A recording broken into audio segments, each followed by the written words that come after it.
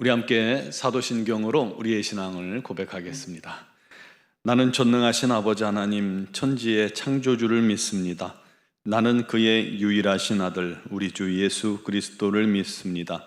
그는 성령으로 잉태되어 동정녀 마리아에게서 나시고 본디오 빌라도에게 고난을 받아 십자가에 못 박혀 죽으시고 장사된 지 사흘 만에 죽은 자 가운데서 다시 살아나셨으며 하늘에 오르시어 전능하신 아버지 하나님 우편에 앉아 계시다가 거기로부터 살아있는 자와 죽은 자를 심판하러 오십니다.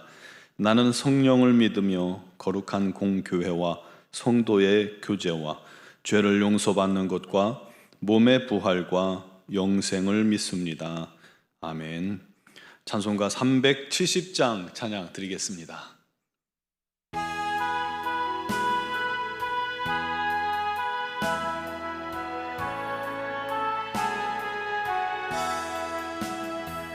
주 안에 있는 나에게 딴 근심이 있으랴.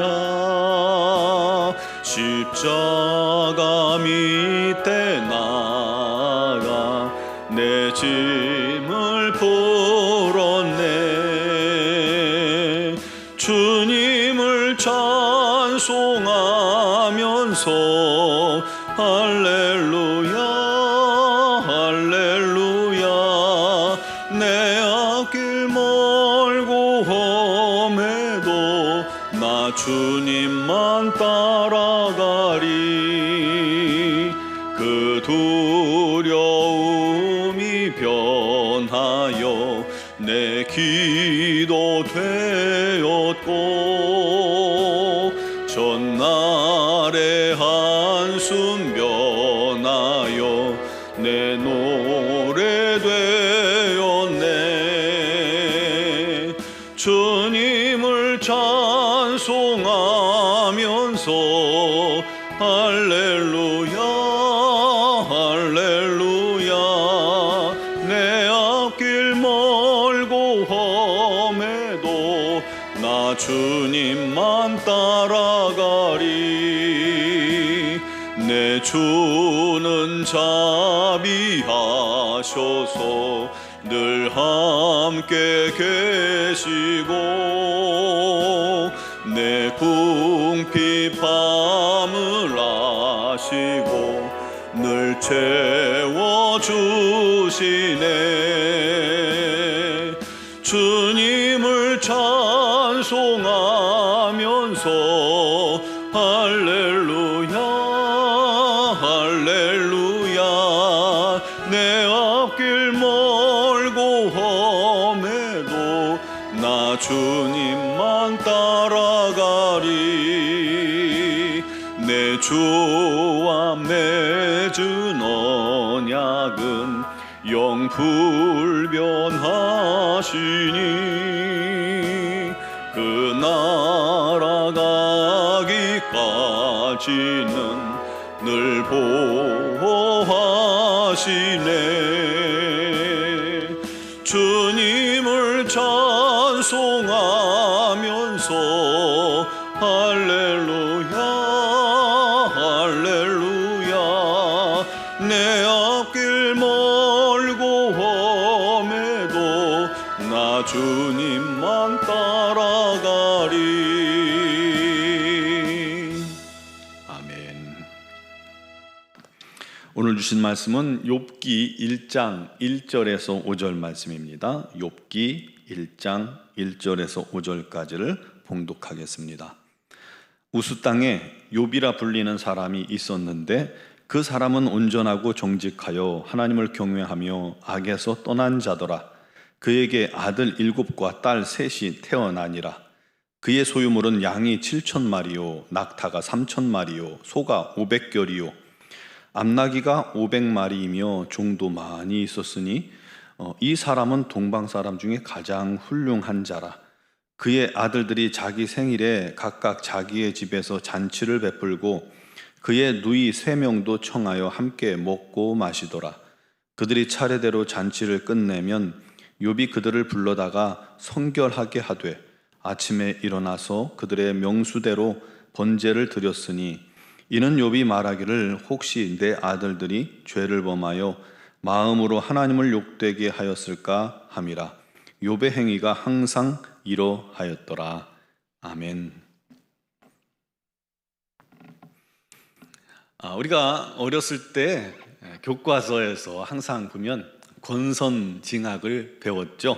착한 일을 권하고 또 악한 일을 징계한다라는 권선징악.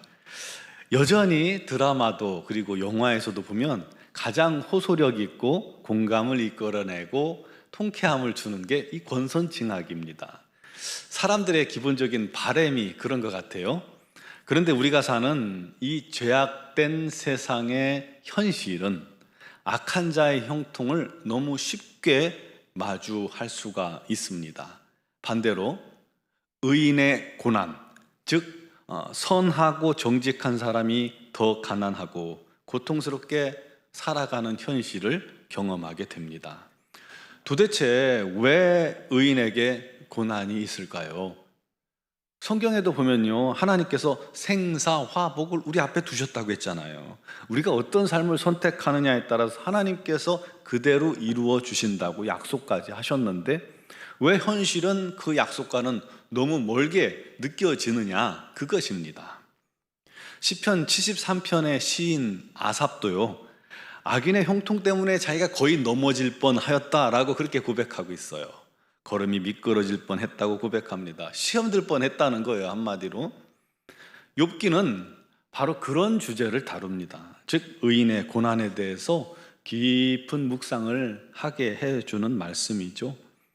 욥은 족장 시대의 인물입니다. 그러니까 창세기에 아브라함, 이삭, 야곱이 대변되는 그 족장 시대, 같이 그 시대를 산 사람이라고 학자들이 다 추정합니다. 그러므로 욥은 이스라엘 사람이 아니죠. 이스라엘이 생겨나기 전이니까요. 그가 살던 우스 땅도 아라비아 반도의 지금의 사우디아라비아 지역 그 땅의 맨 북쪽이라고 예상을 합니다. 아브라함이 살던 이 갈대아 우르도 그쪽 지역이죠. 그런데 1절에 욥을 이렇게 소개해요. 그 사람은 온전하고 정직하여 하나님을 경외하며 악에서 떠난 자더라. 마치 지난 주일에 우리가 말씀 나눈 고넬료와 비슷한 사람이죠. 이방인임에도 불구하고 매우 하나님을 경외하고 구제를 힘쓰고 하나님을 기도에 힘쓰던 사람입니다. 물론 그가 어떻게 하나님을 알게 되었는지 믿게 되었는지 자세한 내막은 나오지 않아요.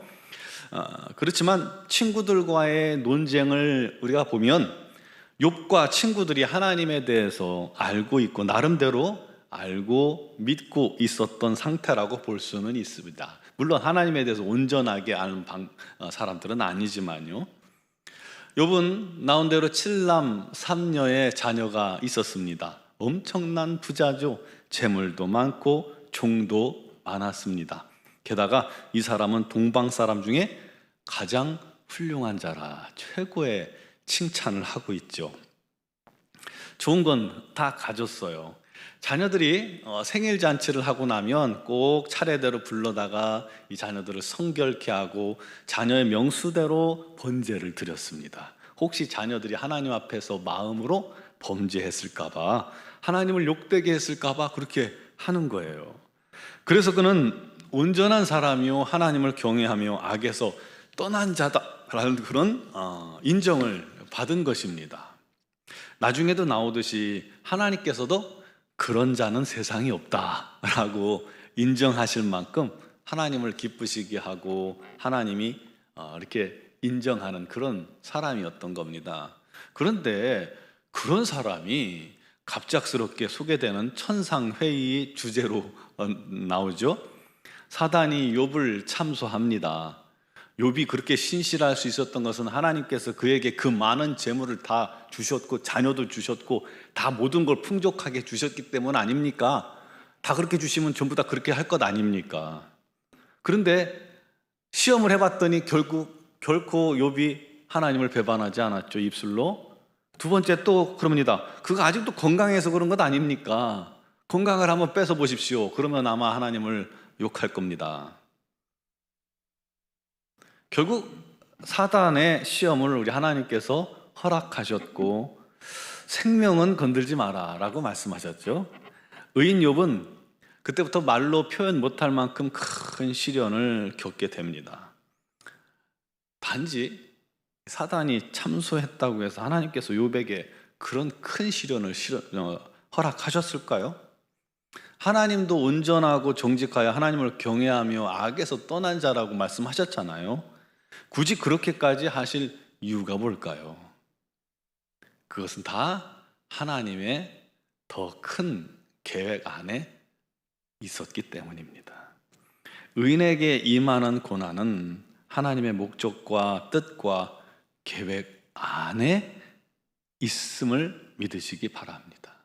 여러분 삶 속에 있는 고난, 고통, 어려움, 질병, 이 모든 것이 하나님의 계획하심 속에 있어요. 우리 하나님의 손 안에 있고 하나님의 뜻 안에 있다는 겁니다. 그를 통해서 욥에게 우리 하나님께서 원하신 것이 뭔지 아십니까? 하나님을 더 깊이 알고 더 겸손하고 더 거룩하고 더 큰 믿음, 한 차원 성장한 믿음을 소유하게 하시기 위함이라는 사실입니다. 욥이 하루아침에 모든 재산을 잃었죠. 자녀들도 다 잃었습니다. 자신도 종기 때문에 질그릇 조각으로 몸을 재 위에 앉아서 긁어야 했습니다. 피가 나고 염증 생기고 말 못할 고통이죠. 친구들이 왔다가 할 말을 잃어, 위로하러 왔다가 할 말을 잃어 일주일 동안 그 옆에서 울고만 있었지 않습니까? 심지어 아내는 하나님을 그냥 욕하고 죽으라고 악담을 합니다. 그럼에도 욥이 뭐라고 그랬어요? 내가 알몸으로 나왔은즉 알몸으로 돌아갈지라. 주시니도 하나님이시오 거두시니도 하나님이시라. 아내가 저주하라고 그렇게 악담을 할 때는 우리가 하나님께 복을 받았은즉 화도 받지 않겠는가. 참 성숙한 신앙의 고백이 아닐 수가 없어요. 그의 입술의 고백, 그 고백이 우리의 고백되기를 바랍니다.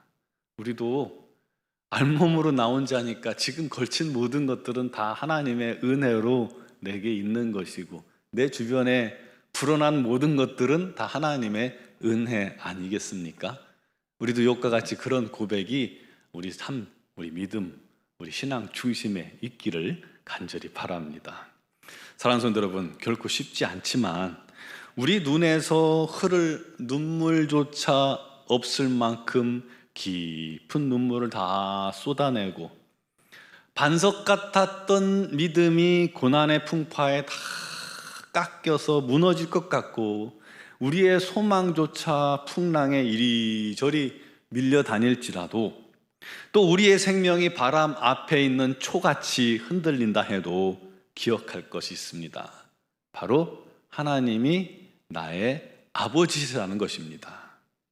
그 하나님께서 세상 그 누구보다 무엇보다 우리를 더 사랑하신다는 것입니다.